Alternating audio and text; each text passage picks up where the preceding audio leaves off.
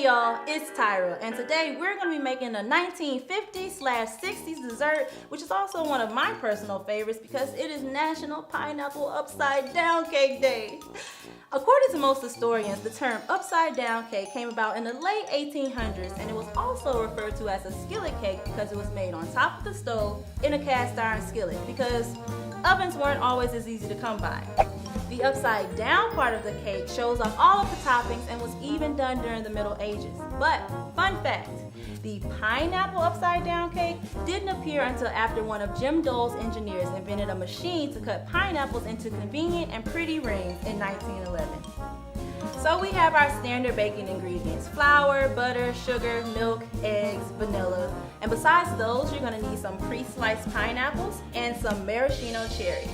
Now first, I am going to grease my pan with some Pam. I'm using coconut oil.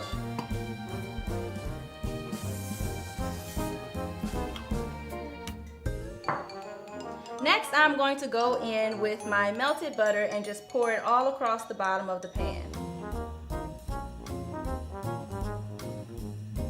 Make sure you spread that all around.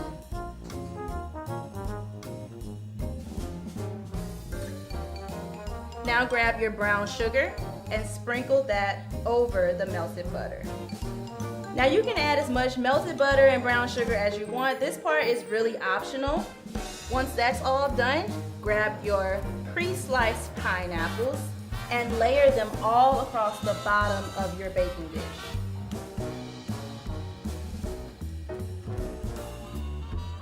Today we're using the pineapple rings, but I've seen this cake done with the chunks or even the crushed pineapples. It's really whichever one you prefer. Now it's time to really make this cake pop. Grab your maraschino cherries and take one and put in each hole of each pineapple ring.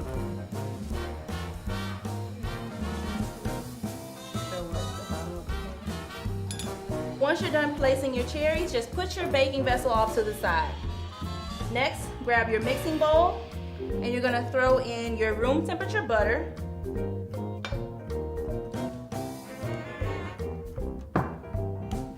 and some sugar.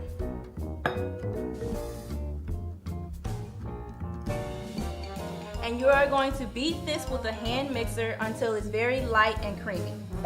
Now that our butter and sugar is all creamed, we're going to add in our eggs one at a time, mixing in between each addition.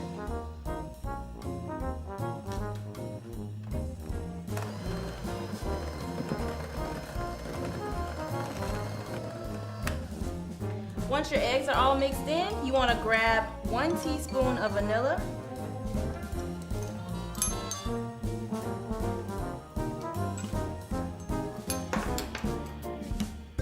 and mix that all together.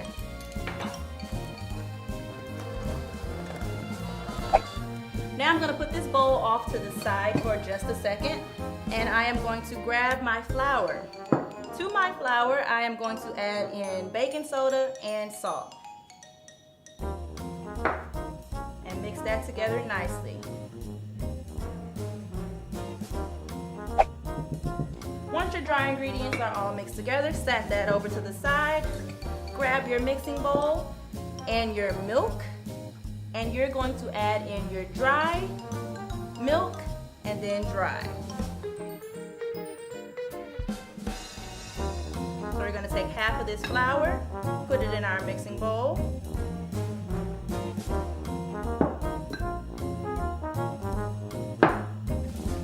and mix it until it's completely together. Now we're going to add in our milk,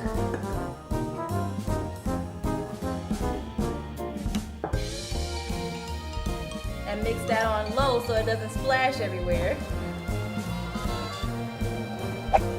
And finally, we're going to add in the rest of our flour. And you're going to mix in the last bit of flour.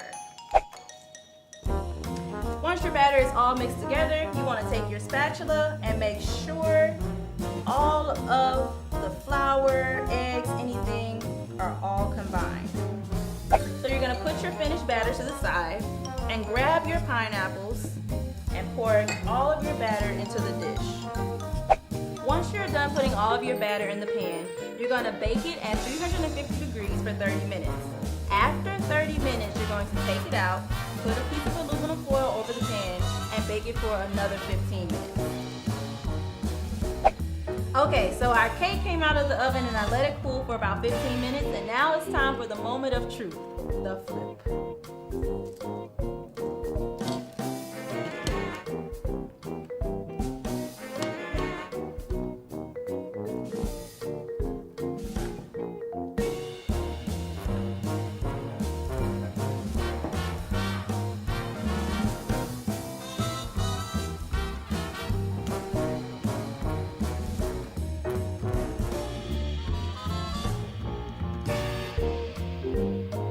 If you like learning about the national days, hit that subscribe button down below and follow us on all social media at NTL_days.